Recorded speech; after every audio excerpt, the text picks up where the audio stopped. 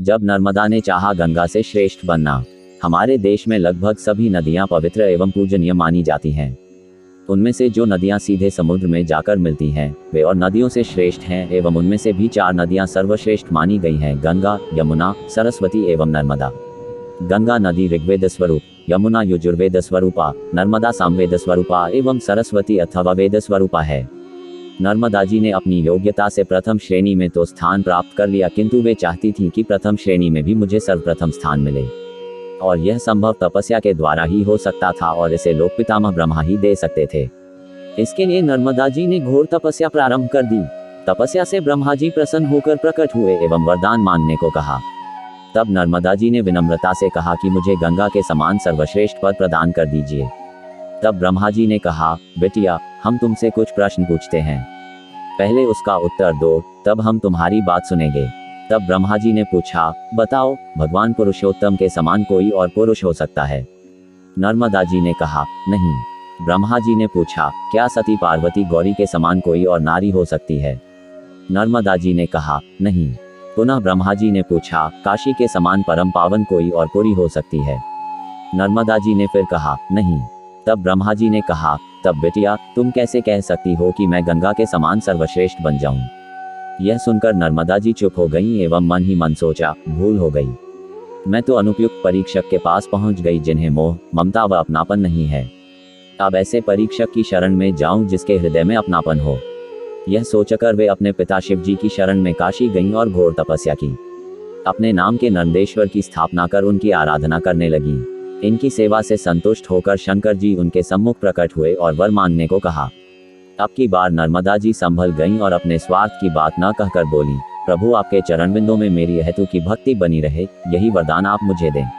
आशुतोष भगवान शंकर बड़े प्रसन्न हुए एवं सोचा, यह तो अपनी पुत्री ठहरी, कुछ मांग नहीं रही हैं, केवल मेरे चरणों की भक्ति मांग रही हैं। शिव जी बोले, वह तो तुम्हें प्राप्त होगी ही, किंतु मैं तुम्हें अपनी ओर से कुछ वरदान देना चाहता हूँ। तब शिव जी बोले, अच्छा सुन, भक्ति के अतिरिक्त पहला वर यह मैं देता हूँ कि तेरे दोनों किनारे के जितने भी पाषाण होंगे, वे सब मेरे स्वरूपी शिवलिंग समझे जाएंगे। दूसरा वर यह देता हूँ कि गंगा, यमुना, सरस्वती और तू 4 सर्वश्रेष्ठ में, तू इन चारों में सर्वश्रेष्ठ समझी जाएगी। नर्मदा जी ने बात पक्की करने के लिए पूछा, सो कैसे जाना जाएगा भगवान? शिव जी बोले, गंगा स्नान से तुरंत निष्पाप हो जाओगे। यमुना जी के किनारे 7 दिन रहो, स्नान पूजन करो, तब निष्पाप होंगे। सरस्वती के किनारे 3 दिन रहो, तब निष्पाप, किंतु विवेक नर्मदा जी का एक नाम तुम्हारे तो केवल दर्शन मात्र से ही प्राणी निष्पाप बन जाएंगे। त्रिमी सारस्वतम पुण्यम सप्ताहिन तु यमुने साध्य पुनाति गांगेय दर्शनादेव नर्मदा। गंगा कंठले पुण्या कुरुक्षेत्रम सरस्वती ग्रामवायदि वारण्य पुण्या नर्मदा सर्वत्र। गंगा कनखल व सरस्वती कुरुक्षेत्र में विशेषतया पुण्य रूप हैं, पर नर्मदा कहीं भी बहे, वन में, ग्राम में सर्वत्र पुण्यमय मानी गई है। इसके अतिरिक्त तुम्हारे स्थापित नंदेश्वर के काशी में दर्शन करके पापी निष्पाप हो जाएंगे।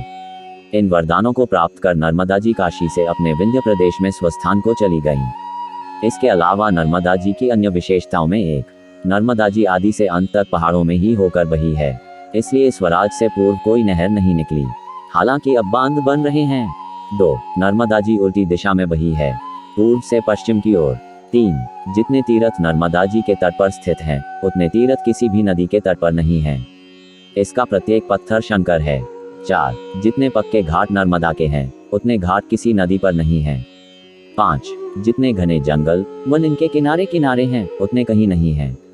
6. किसी भी नदी के जयकार में उनके पिता का नाम नहीं लिया जाता है, इनके साथ पिता का नाम लिया जाता है नंदेहर नंदेहर।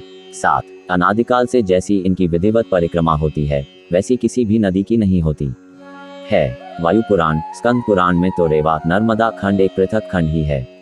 संपूर्ण देश के शिव मंदिरों में नर्मदा जी से लाए हुए शिवलिंग ही स्थापित होते हैं।